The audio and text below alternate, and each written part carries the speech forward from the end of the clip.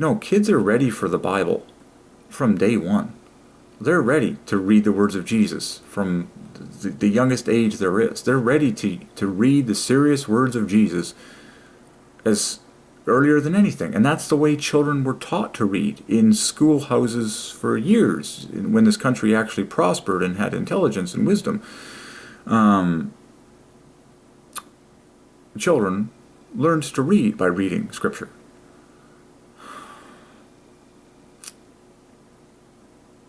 Now it's unbelievable what you find in these bookstores. It's like, it's all fantasy. It's all fantasy.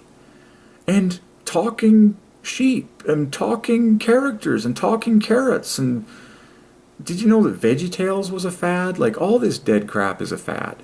It's a fad because it's dead, and it gets boring because it's dead.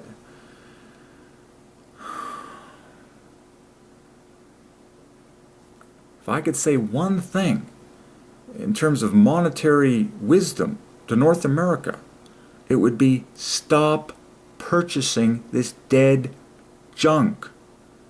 Stop buying it. Stop thinking it's cool. Stop showing it off to all your friends. Stop buying dead junk and start getting a prayer life. And expect God to speak to you as you give Him plenty of time. Like, and then people buy a dead card for their friend. Why don't you give your friend some living wisdom? Like,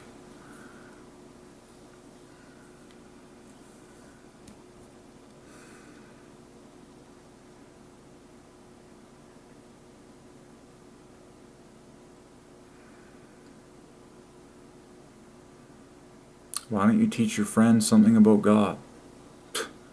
Why don't you share with your friend the knowledge of God? Why don't you... It's just unbelievable. It's like a snowball landslide peer pressure bomb.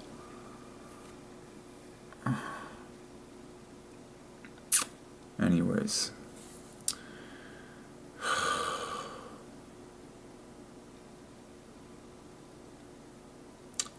It just becomes so stomach churning. And again, once you another example is once you start eating, proper healthy foods. How can this go on, people? How can McDonald's go on? How can Tim Hortons go on? How can this kind of nasty food consumption go on?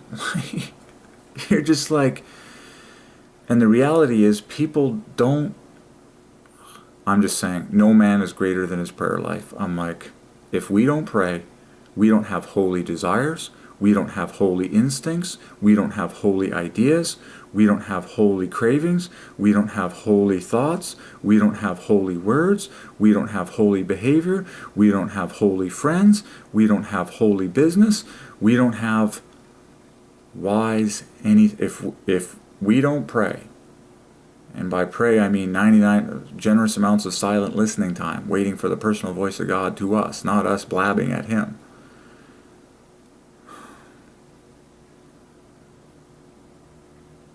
And then people feel bad, they feel hopeless, and oh my gosh.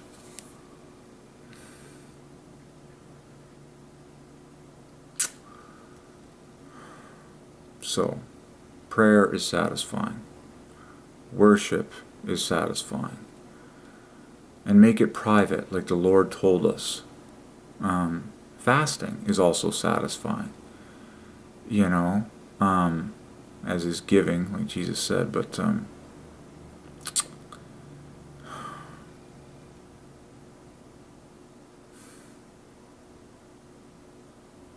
I'm just so tired of it, folks. When is North America going to wake up? Another sale? Another cash register? Schling. Another product? Another bank? On another street corner? Another traffic light? Another car? Another truck? Another machine? Another dead thing? No prayer life? What? No prayer life? What? You're never going to be wise. You're never going to be happy. You're never going to have holy instincts. You're never going to please God. It's a downhill slide.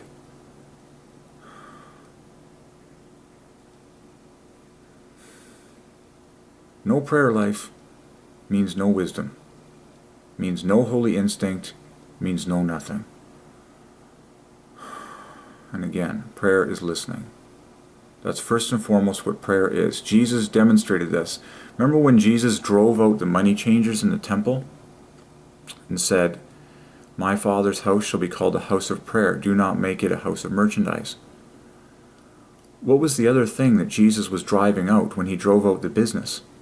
He was literally driving out the noise and the clamor and the talking and the fact that people were just talking with each other and no one, there's supposed to be silence in the house of God. Like Solomon said, King Solomon said, when you go to the house of God, and he was referring to the temple, the place that was traditionally for prayer, the whole purpose of a sanctuary is there's silence. So that people can go to a safe place of silence and stay there and listen. The word silent equals listen, using the same letters. So that people can go to the house of God and listen, as Solomon said.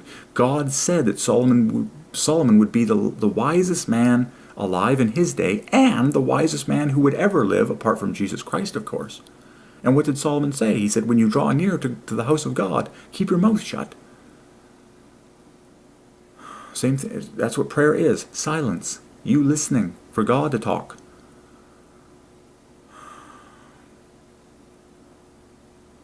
In a world that does not have generous amounts of silent prayer time, it is dissatisfaction and unhappiness galore. And Satan is laughing his head off at the business crowd, the machine crowd, the engineering crowd, the technology crowd. Did you know there's more suicides in Japan because they're depressed than any other country, and they worship technology? Dead stuff. I'm just here to tell you the truth. Okay? I'm not here to accuse people. I'm here to actually help people into real satisfaction. Seek the Lord. Give yourself a private prayer closet with generous silent time, and you'll be happier. And if the whole human race finally does this, trust me, there will be just so many dead. You won't even buy